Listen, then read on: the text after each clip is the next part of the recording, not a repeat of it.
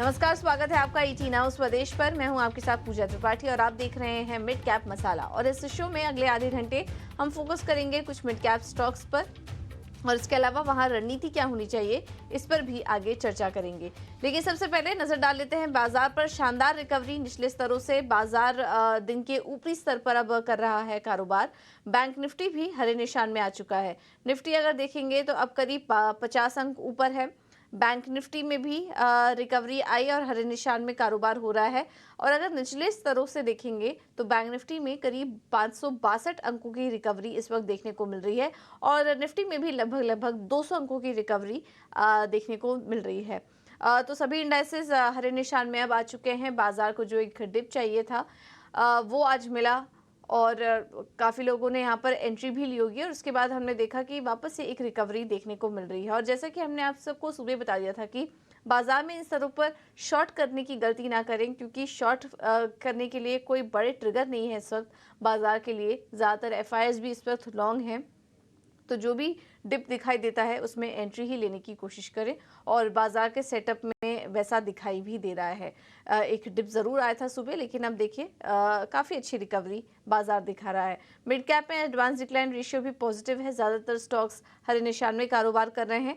और आज चढ़ने वाले शेयरों की बात करें तो सनफार्मा ऊपर है निफ्टी में 2%, power grid, Apollo hospital, Shriram finance और बजाज ऑटो में आज एक्शन है। वहीं गिरने वाले शेयरों में इंडसइंड बैंक में 2% की गिरावट, अदानी पोर्ट्स, सिप्ला, कोल इंडिया, एसबीआई लाइफ ये हल्की कमजोरी के साथ कारोबार कर रहे हैं। लेकिन आज ओवरऑल बाजार पर देखेंगे तो खबरों के चलते काफ़ी ज़्यादा एक्शन आज के दिन दिखाई दे रहा है। इंडेक्स स्पेसिफिक एक्शन भी अगर देखेंगे तो आज मेटल कमज़ोर हैं, रियल्टी शेयर टूटे हैं, सरकारी बैंकों में और बैंकों में गिरावट है। वहीं पावर, कंज्यूमर ड्यूरेबल और ऑटो स्टॉक्स में भी काफ़ी अच्छी रिकवरी इस वक्त देखने को मिल रही है। एफएमसीजी स्टॉक्स भी अच्छा प्रदर्शन कर रहे हैं। तो यह है इस वक्त का बाजार का सेटअप अभी के लिए। चलिए अब आगे बढ़ते हैं और नज़र डालते हैं कि मिड कैप स्टॉक्स में एक्शन कहाँ पर देखने को मिल रहा है। और इसमें GRSC, garden reach ship builders, यहाँ पर काफ़ी अच्छी तेज़ी आज देखने को मिल रही है। वेसल ऑर्डर से आज शेयर में जोश है। करीब 7,500 DWT के मल्टीपर्पज़ वेसल के कंपनी को ऑर्डर मिले हैं, तो यहाँ पर आज तेज़ी है, देख रहे हैं। इसके अलावा मरीन इलेक्ट्रिकल्स, यहाँ पर कंपनी को 12 करोड़ का ऑर्डर मिला और ऑर्डर मिलने से शेयर 5% के ऊपरी सर्किट पर। और सांघी मूवर्स में भी अच्छी तेज़ी, कंपनी को 2 ऑर्डर मिले, करीब 180 करोड़ के 2 ऑर्डर मिले हैं, जिसके चलते शेयर में अच्छी तेज़ी इस वक्त देखने को मिल रही है। इसके अलावा भी काफ़ी सारे मिड कैप स्टॉक्स हैं जिनमें की एक्शन है, उस पर हम आगे चर्चा करेंगे। लेकिन चलिए अब एक्सपर्ट को शामिल कर लेते हैं अपने साथ और सबसे पहले उनसे समझ लेते हैं निफ्टी पर उनका क्या व्यू बन रहा है अगले 3 घंटे के लिए।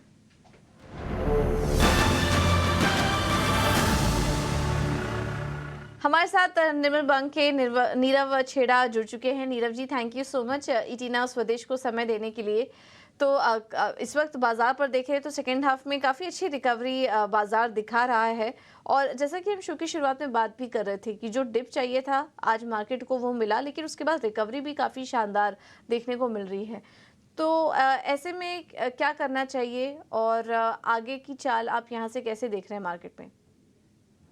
गुड आफ्टरनून पूजा जी। देखिए, निफ्टी की अगर बात करें तो at this point of time एक रेजिस्टेंस से निफ्टी नीचे आई थी और वो रेजिस्टेंस था 23,650 का फ्यूचर्स में। और वहां से एक बहुत बढ़िया सपोर्ट बनाया है 23,350 के पास में। अब यहाँ से जो लॉन्ग्स है उसका नियर टर्म का जो स्टॉप लॉस बनता है वो आज का लो बनता है 23,350। अगर उसके नीचे जाता है तो थोड़ी बहुत सेलिंग गहराती हुई दिखेगी और उसके बाद प्रोबेबली 23,000 रीटेस्ट होगा। पर अभी के लिए तो लग रहा है कि ये जो रैली है अगले 2-3 घंटों के लिए एक्सटेंड हो सकती है up to that 23,650 odd levels. जहां पे मेरा व्यू यही रहेगा कि थोड़ा बहुत प्रॉफिट बुकिंग करें, क्योंकि लंबा रैली देखा है निफ्टी और बैंक निफ्टी में, तो थोड़ी बहुत प्रॉफिट बुकिंग वहां पे ऊपर में आना संभव है। ऑल्सो जो डेटा है थोड़ा बहुत नेगेटिव की ओर ज्यादा है। जो कॉल्स हैं 23,500 से 24,000 तक के, वहां पे अच्छी खासी कॉल राइटिंग देखी गई है पिछले कुछ दिनों में और आज भी यही चल रहा है। सो डेफिनेटली ऐसा लगता है कि अगर आपके पास अच्छा प्रॉफिट है तो थोड़ा बहुत बुक करना चाहिए और वेट करना चाहिए थोड़ा बहुत डाउन साइड का। बैंक निफ्टी में भी देखिए 51,800 एक इम्पोर्टेंट रेजिस्टेंस एरिया है इन टर्म्स ऑफ फ्यूचर्स, और यही एरिया से पिछली बारी भी थोड़ी बहुत सेलिंग देखी गई थी। जैसे ही 51,800 52,000 लेवल क्रॉस होगा ऊपर में, उसके बाद एक अच्छी बाइंग आएगी, और विज़ द निफ्टी, बैंक निफ्टी इतना नहीं चला है पिछले 6 महीनों में, तो बैंक निफ्टी में ज़्यादा सेलिंग की संभावना थोड़ी-सी कम है, and that is why I believe कि अगर ये 51,200 के पास मिलता है तो वापस ज़रूर बाइंग करना चाहिए, और वहाँ से 52,000 वापस चले जा सकता है। अभी के लिए थोड़ा-सा वेट करें निफ्टी और बैंक निफ्टी। ठीक है। तो अभी के लिए निफ्टी और बैंक निफ्टी में थोड़ा इंतज़ार करने की सलाह, कोई भी ट्रेड लेने से पहले, क्योंकि ऊपर की साइड कोई बड़ा ट्रिगर नहीं दिखाई दे रहा है और नीचे की तरफ भी कोई बड़ा ट्रिगर नहीं है जिससे कि यहाँ पर बहुत बड़ी गिरावट नज़र आए। तो थोड़ा वेट कीजिए और उसके बाद क्लियर कट एक कोई चार्ट नज़र आए, ट्रेंड नज़र आए, फिर यहाँ पर एंट्री करने की कोशिश कीजिए। जिनके पास है वो बने रह सकते हैं बाजार में। चलिए अब आगे बढ़ते हैं, कुछ और भी स्टॉक्स पर चर्चा कर लेते हैं। और आज हम देख रहे हैं कि फर्टिलाइजर स्पेस में मुनाफा वसूली देखने को मिल रही है। काफ़ी ज़्यादा चले थे ये स्टॉक, लेकिन जैसा कि हम देखते भी हैं फर्टिलाइजर शेयरों में खबरों के चलते एक्शन नज़र आता है। इसके पहले जीएसटी में राहत मिलने की खबर से स्टॉक्स काफ़ी चले, 8-9% की तेज़ी देखने को मिली, 14% तक की तेज़ी लगातार यहाँ पर देखने को मिल रही थी। लेकिन आज देखिए उतनी ही गिरावट भी है, फैक्ट नीचे है, एनएफएल में गिरावट है, आरसीएफ, जीएसएफसी सभी में आज भारी गिरावट देखने को मिल रही है। फैक्ट का शेयर देखिए 9% नीचे है आज। ये जो आज मुनाफा वसूली देख रहे हैं हम नीरव फर्टिलाइजर शेयरों में, क्या करें? कुछ स्टॉप लॉस सुझाएंगे इनमें या फिर हम निकल जाएं स्टॉक से? या तो देखिए पूजा जी, फर्टिलाइज़र एज़ अ पैक काफ़ी ऊपर गया था, अच्छी खासी बाइंग दिखी थी, मगर प्रोबेबली वो जो न्यूज़ चाहिए थी वो नहीं है, इसके लिए हम देख रहे हैं कि थोड़ी बहुत मुनाफ़ा वसूली है, ये थोड़ी जारी रहेगी अगले 1-2 दिन। मगर आई वुड से कि अगर अच्छे सपोर्ट पे आते हैं, जहाँ से चले थे, फॉर एग्ज़ाम्पल जीएसएफसी 225 से चला था, आरसीएफ अराउंड 175 ऑड से चला था, तो वहाँ पे आते हैं, तो वहाँ पे ज़रूर बाइंग करिएगा, क्योंकि मल्टी ईयर ब्रेकआउट आए हैं काफ़ी सारे स्टॉक्स में, और ये जो ब्रेकआउट है वो छोटे-मोटे नहीं है, ये प्रोबेबली जहाँ से चले वो रीटेस्ट करने को ज़रूर आएँगे लेवल्स, मगर वहाँ से वापस बाइंग आ जाएगी। So I would suggest, in case आपके पास है तो डरिएगा मत, नीचे में एवरेज कर लीजिएगा, और अगर आपके पास नहीं है, आप एंट्री ढूँढ रहे हैं, तो जहाँ से चले थे प्रोबेबली 2-5% फ्रॉम करंट लेवल्स नीचे आते हैं तो ज़रूर बाइंग शुरू करिए, क्योंकि फर्टिलाइज़र एज़ अ थीम अच्छा खासा चलेगा, अगले 3-6 महीने चलना चाहिए, जिसमें अच्छा प्रॉफ़िट होने की संभावना है। हुँ, ठीक है। तो फर्टिलाइज़र शेयर्स चलेंगे यहाँ से, लेकिन अभी फ़िलहाल जो गिरावट नज़र आ रही है उस पर ये सलाह आपके लिए। अ, और हम देखते भी हैं कि न्यूज़ बेस्ड भी एक्शन रहता है, इसलिए बार-बार हम आपको यहाँ पर स्टॉप लॉस लगाने की भी सलाह दे रहे थे। कोई भी ट्रेड आप लीजिए फर्टिलाइज़र शेयरों में स्टॉप लॉस के साथ कीजिए, क्योंकि खबरों के चलते यहाँ पर काफ़ी ज़्यादा एक्शन अमूमन हम देखते हैं। तो फर्टिलाइज़र शेयरों में हमेशा संभल के ट्रेड कीजिए, न्यूज़ बेस्ड एक्शन दिखता है, और अगर आप निकलना चाह रहे हैं स्टॉक से तो निकल जाइए, अदरवाइज स्टॉप लॉस के साथ यहाँ पर बने रहिए। चलिए अब आगे बढ़ते हैं और खबरों के दम पर मिड कैप में कहाँ पर एक्शन देखने को मिल रहा है बताने के लिए हमारे साथ स्नेही जुड़ चुकी हैं। स्नेही बताइए। दो स्टॉक्स के बारे में बात करते हैं जो कि मिड कैप क्षेत्र से है और काफ़ी अच्छा कर रहे हैं आज के ट्रेडिंग सेशन में। पहले बात करते हैं रूट मोबाइल की। रूट मोबाइल ने व्हाट्सएप बेस्ड टिकटिंग एनेबल किया है नागपुर, पुणे, हैदराबाद, दिल्ली मेट्रो के लिए। तो ये सारे मेट्रो की टिकटिंग अब व्हाट्सएप से हो पाएगी रूट मोबाइल के द्वारा, और ये ऐसी सर्विसेज देने के लिए भारत में सबसे बड़ा प्रोवाइडर बन गया है।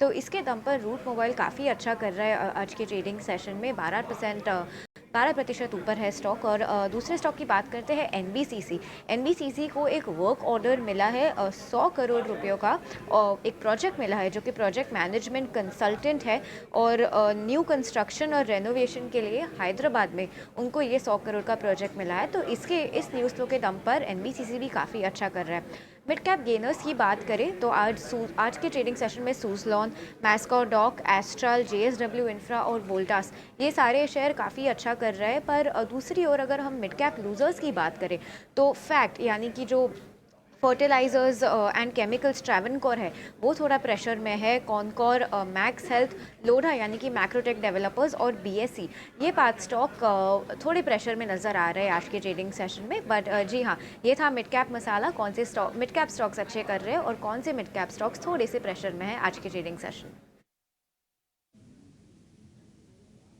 ठीक है, तो ये कुछ मिड कैप में गिरने वाले और चढ़ने वाले शेयर्स हमने आपके लिए बताए, और इसके अलावा खबरों के चलते एक्शन कहाँ पर है ये भी आपके सामने एक एक करके रखा है। इन पर आगे चर्चा करेंगे, लेकिन इस बीच आपके स्क्रीन पर एक खबर चल रही है। यहाँ पर सरकार ने गेहूं पर स्टॉक लिमिट लगा दी है। ये एक खबर निकल कर आ रही है, और गेहूं पर स्टॉक लिमिट 31 मार्च 2025 तक लागू होगी। तो आज से लागू हो चुकी है स्टॉक लिमिट की समय समय पर समीक्षा की जाएगी। आपको बता दें कि अभी हाल ही में सरकार ने तुअर और चना पर भी स्टॉक लिमिट लगाई थी, जिसको कि सितंबर तक फिलहाल अभी लागू किया गया है प्राइस को कंट्रोल करने के लिए। और अब ये गेहूं को लेकर खबर आ रही है। ये हमने आपको पहले ही जानकारी दे दी थी कि सरकार इस तरह का फैसला लेगी प्राइस को कंट्रोल करने के लिए, और अब एक के बाद एक इस तरह के फैसले यहाँ पर निकल कर आ रहे हैं। पहले दालों पर लगाई गई, अब गेहूं पर स्टॉक लिमिट लगा दी गई है, जो कि 31 मार्च 2025 तक लागू रहेगी। हालांकि इसको रिव्यू करते रह जाएगा, लेकिन अभी फिलहाल के लिए एक खबर निकल कर आ रही है, 3000 टन का स्टॉक लिमिट यहाँ पर लगा दिया गया है। तो ये खबर है। और क्या कुछ निकल कर आता है, कंज्यूमर अफेयर्स सेकी के हवाले से ये खबरें निकल कर आ रही हैं, उनका बयान है। तो इस पर चलिए आगे क्या डेवलपमेंट होता है और कौन कौन से ग्रेन्स फसलें इसमें शामिल होती है, इस पर हमारी नज़र बनी रहेगी। लेकिन इसकी जानकारी हमने आपको पहले ही दे दी थी कि इस तरह के डेवलपमेंट पर नज़र रखिए, और देखिए ऐसा सब कुछ होते भी नज़र आ रहा है।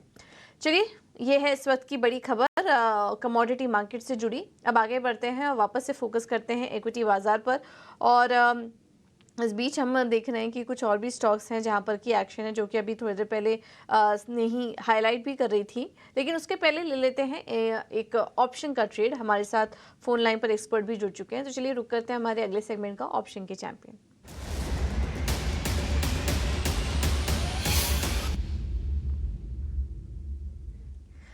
हमारे साथ अरिहंत कैपिटल से रत्नेश गोयल जी जुड़ चुके हैं। Ratnesh ji, thank you so much ET now Swadesh को समय देने के लिए। बताइए क्या रणनीति होगी आपकी तरफ से।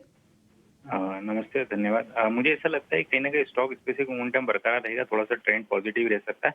तो ये इसी एक्सपायरी का कॉल है मेरी तरफ से, बट ये ध्यान रखे दर्शक की इसी एक्सपायरी का तो इसका जरूर करें, इंट्राडे की लिहाज की करें, पर्टिकुलर क्योंकि फिजिकल डिलीवरी का होता है, फिर नॉर्मली मार्जिन भी बढ़ जाती है। तो नौकरी का 6500 का कॉल लेने की सलाह रहेगी 107 रुपये के आसपास में।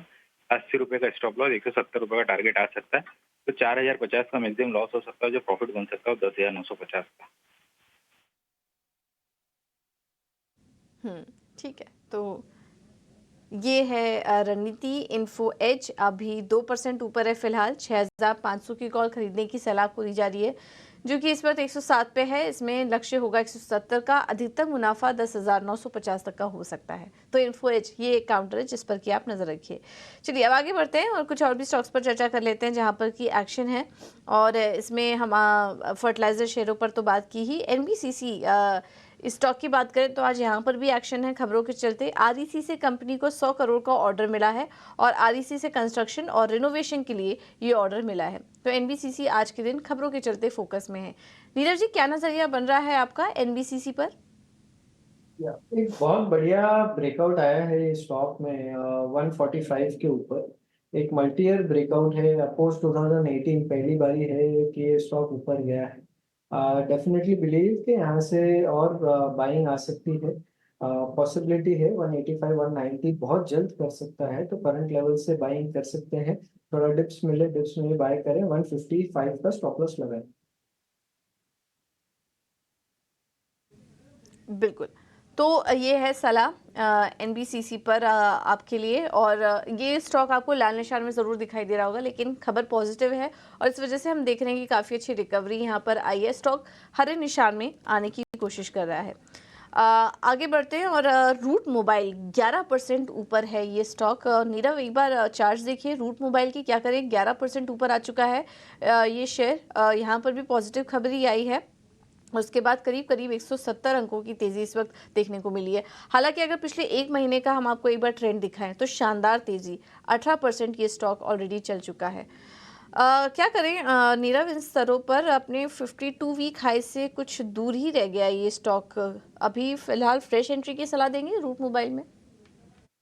या देखिए ये स्टॉक में है ना ऐसे मूवमेंट वो आते रहते हैं और ज़्यादा बड़ी बात नहीं है, बट अगर closing on a weekly basis 1700 in fact 1650 के ऊपर मिलती है तो ये स्टॉक में एक ब्रेकआउट आ जाएगा, और जिसके कारण से ये स्टॉक में जो 2 साल का कंसोलिडेशन है वो पूरा होगा, और उसके बाद अच्छी खासी बाइंग आ सकती है। प्रोबेबली 2200 से 2400 तक ये स्टॉक जा सकता है। आई वुड ओनली सजेस्ट कि इनकेस आपके पास है तो एक ट्रेलिंग स्टॉप लॉस जरूर लगा दो 1650 ऑड का, और अगर आपको फ्रेश बाय करना है तो थोड़ा सा वेट करें टुवर्ड्स द वीक एंड। अगर ये 1650 के ऊपर बंद दे देता है तब जाके बाइंग करें। स्टॉप लॉस आपका सेम ही रहेगा, पर अच्छा बड़ा टारगेट इसमें बन सकता है। ठीक है, तो ये है खबर। और आज रूट मोबाइल से जुड़ी काफ़ी पॉजिटिव खबर भी आई थी, जिसका कि हम रिएक्शन भी स्टॉक में देख रहे हैं। व्हाट्सएप बेस्ड टिकटिंग कारोबार में एंट्री लेगी नागपुर, पुणे, हैदराबाद और दिल्ली मेट्रो के लिए। तो इस वजह से आज हम देख रहे हैं स्टॉक में एक पॉजिटिव रिएक्शन 11% ऊपर। लेकिन चलिए अब फोकस करते हैं आईपीओ पर, और एलाइड ब्लेंडर्स का आईपीओ कल से खुल रहा है। एलाइड ब्लेंडर्स के आईपीओ में आपको क्या करना है? हमारे साथ कंपनी के मैनेजमेंट आलोक गुप्ता और सीएफओ रामकृष्णन रामास्वामी जी जुड़ चुके हैं। आप दोनों का ही बहुत बहुत स्वागत है सर शो पर, और कॉन्ग्रेचुलेशंस पहले तो ये बड़े डेवलपमेंट के लिए। कंपनी अपना आईपीओ लेकर आ रही है, तो थोड़ा हमें कंपनी के बारे में बताइए, क्योंकि हम देखते हैं कि आईएमएफएल इंडस्ट्रीज़ की अगर बात करें, काफ़ी कॉम्पिटिटिव इंडस्ट्री है। तो आपकी रणनीति क्या होगी आने वाले समय में अपने आप को एग्जिस्टिंग प्लेयर्स जो हैं और कंपटीशन जो है उससे डिफरेंशिएट करने के लिए? आलोक जी, ये सवाल आपसे होगा पहले। ज़रूर। बहुत बहुत धन्यवाद आपका हमें समय देने के लिए।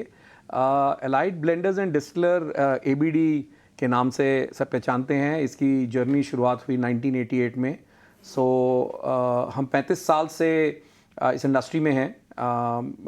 देयरफॉर 35 साल के अंदर मैन्युफैक्चरिंग, रेगुलेटरी, सेल्स और प्रोडक्ट, इसका जो पूरा एक इंफ्रास्ट्रक्चर है वो चल रहा है और ठीक से चल रहा है। तो जहाँ तक रणनीति का सवाल है कि अभी इंडियन कंज्यूमर जो प्रीमियमाइजेशन की तरफ हम देख रहे हैं कि हर कैटेगरी के अंदर कंज्यूमर प्रीमियमाइज़ कर रहा है, तो रणनीति ये है कि जो हमारा प्रोडक्ट पोर्टफोलियो है उसको हम प्रीमियमाइज़ करें। बैकवर्ड इंटीग्रेशन से अपना कैप्टिव ईएनए जो एक कोर इनपुट होता है हमारी कैटेगरी के अंदर, उसको हम नियर 100% लेके जाएं। एज अ रिज़ल्ट जो हमारा फॉरवर्ड आउटलुक होगा वो यही है कि हम इंडस्ट्री पैरिटी बिड्डा पे हम आने वाले सालों में इंडस्ट्री पैरिटी बिड्डा से तक की डिलीवरी कर सकें। रामकृष्ण जी, हम आपके क्लाइंटेल पोर्टफोलियो को देख रहे थे, और उसमें हमने देखा कि जो आपके टॉप 2 टॉप 5 कस्टमर्स हैं वो आपके रेवेन्यू में काफ़ी ज़्यादा कंट्रीब्यूट करते हैं। क्या इस कंसंट्रेशन को और इस मिक्स को आगे कुछ चेंज करने की स्ट्रैटेजी होगी आपकी, कुछ योजना? ये टॉप 5 जो कस्टमर्स हैं वो ग्रॉस रेवेन्यू के हिसाब से है। अगर नेट रेवेन्यू के हिसाब से जाएंगे तो थोड़ी बहुत इसमें बदलाव रहेगी। और हमारी जो फॉरवर्ड ये है एंडेवर है वो इसको इम्प्रूव करने में है in states which contributes better margins like Maharashtra, Rajasthan, Haryana and Uttar Pradesh from where we are today, and West Bengal. Right. इसी पर मेरा अगला सवाल भी होगा। हम ये भी देख रहे थे कि कुछ राज्यों से कंट्रीब्यूशन भी थोड़ी डिपेंडेंसी आपकी है, तो क्या वहाँ पर कुछ स्ट्रैटेजी बदलने की और आपके आगे के लिए एक्सपेंशन प्लान्स क्या हैं, और किस किस ज्योग्राफी को आप आने वाले समय में टारगेट करेंगे? जो हमारी टॉप मार्केट्स हैं उसके अलावा जहाँ पर प्रीमियम और लग्जरी सेगमेंट का ग्रोथ है, कस्टमर है, वो हमारे लिए बहुत इंपॉर्टेंट होगा। तो जितनी भी टॉप 10 मार्केट्स हैं, जिस तरह से वेस्ट बंगाल हुआ, महाराष्ट्र हुआ, Telangana, Andhra Pradesh, Rajasthan, even north east की जो मार्केट्स हैं वो हमारे लिए बहुत इंपॉर्टेंट रहेंगी, क्योंकि यहाँ पर प्रीमियम और लग्जरी प्रोडक्ट्स का कंजम्पशन बाकी मार्केट से ज़्यादा रहेगा। तो हमारा पोर्टफोलियो भी अगर आप देखेंगे, हमारे पास ऑफिसर्स चॉइस विस्की है जो मास प्रीमियम सेगमेंट के अंदर मार्केट लीडर है। उसके बाद स्टर्लिंग रिजर्व विस्की है जो तकरीबन 5 मिलियन का केस सेल आता है। और हमने एक नया ब्रांड लॉन्च किया था सन 2022 में, आइकॉनिक वाइट के नाम से है। जैसा आपको मालूम है कि हमारी इंडस्ट्री में मिलियन केस का बहुत महत्व है कि जो ब्रांड मिलियन केस क्रॉस करता है उसका ट्रेड और कस्टमर एक्सेप्टेंस अच्छा है। तो आइकॉनिक वाइट जो हमने नवंबर 22 में लॉन्च किया था उसने अपना मिलियन केस पहला 13 महीने में किया और पिछले साल ही 2 मिलियन केस को क्रॉस किया। तो हमारा विस्की का पोर्टफोलियो बहुत स्ट्रांग है और आगे के टाइम में जो हमारा प्रीमियम और लग्जरी फोकस है वो whisky plus whisky non whisky brand पे फोकस रहेगा। ओके चलिए, कारोबार को तो हमने काफ़ी अच्छे से समझा सर। अब इस आईपीओ के बारे में भी थोड़ा आपसे सवाल होगा। रामकृष्ण जी, ये जो आईपीओ आप लेकर आ रहे हैं इसके ऑब्जेक्टिव्स क्या हैं? जो रकम आप जुटाएंगे किस तरीके से उपयोग करेगी कंपनी? इसकी प्राइमरी ऑब्जेक्टिव है हमारी डेट रीपे करनी है। हमारी बुक्स में अभी तकरीबन 800 करोड़ की डेट है, उसे हमें रीपे करनी है। That is the primary objective of the IPO and the balance funds would be used for working capital. कम हो जाएगा तो थोड़ा ओके तो ये कर्ज कम होने के बाद करंट स्थिति क्या होगी कर्ज की, और आपके जो इंटरेस्ट एक्सपेंसेस हैं, जो फाइनेंशियल कॉस्ट है, उसमें कितनी कमी आएगी? अगर थोड़ा नंबर आप हमें बता पाए। आई नो आप ज़्यादा शेयर नहीं कर पाएंगे अपने फाइनेंशियल्स को लेकर और आगे के आउटलुक पर, बट अगर थोड़ा नंबर हमें बता पाए तो डेट को लेकर। Directionally numbers will be more than half on the interest cost अब जो है उससे, that would be the number directionally going, and on a future date interest expenditure आज जो है उससे काफ़ी कम होगी। ओके आलोक जी, अभी फिलहाल आपके कारोबार का फोकस एक्सपोर्ट पे कितना है और क्या आने वाले समय में वो शेयर बढ़ेगा डोमेस्टिक और एक्सपोर्ट का? अगर आप हमें थोड़ा मिक्स बता पाए तो। बिल्कुल बिल्कुल। तो एबीडी नंबर 1 एक्सपोर्टर है इन द आईएमएफएल सेगमेंट। आज से नहीं, पिछले कुछ सालों से हम 14 कंट्रीज़ को एक्सपोर्ट करते हैं। तो जो हमारा फोकस है वो जीसीसी मार्केट में रहा है। गोइंग फॉरवर्ड जीसीसी के अलावा अफ्रीका, हम लोगों ने सर्दर्न अमेरिका मार्केट्स भी खोली हैं, सिंगापुर, थाईलैंड। तो 14 कंट्रीज़ में भी हमारा एक्सपोर्ट हो रहा है। और ये जो प्रीमियम और लग्जरी सेगमेंट्स की ब्रांड हैं, जैसे हमने जनवरी के अंदर अपनी पहली प्रीमियम जिन लॉन्च करी जिसका नाम जोया है। इस तरह की प्रीमियम ब्रांड से हमारे को 2 और फ़ायदे होंगे। एक तो ट्रैवल रिटेल चैनल हमको एक्सेसिबल होगा और दूसरा यूरोपियन और वेस्टर्न मार्केट में भी हमको एक्सेस मिलेगा। सो एक्सपोर्ट का फोकस गोइंग फॉरवर्ड हमारे लिए बहुत ज़रूरी है। नंबर 1 एक्सपोर्टर 14 कंट्री से कैसे हम उसको बढ़ाएं, 25-26 कंट्री करें, ड्यूटी फ्री पे फोकस करें और कैसे हम वेस्टर्न कंट्रीज़ के अंदर भी अपना प्रीमियम पोर्टफोलियो को लेके जाएं। ग्रेट।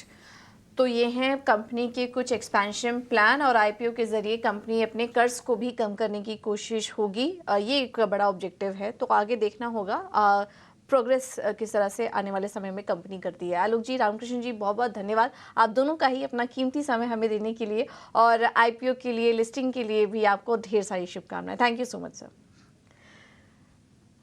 तो ये थे एलाइड ब्लेंडर्स के मैनेजमेंट हमारे साथ मुंबई स्टूडियो से जुड़े थे और अपने आईपीओ के बारे में और अपने कारोबार विस्तार योजनाओं के बारे में भी हमसे बात करते हुए। चलिए फिलहाल इस शो में इतना ही, मुझे दीजिए इजाज़त।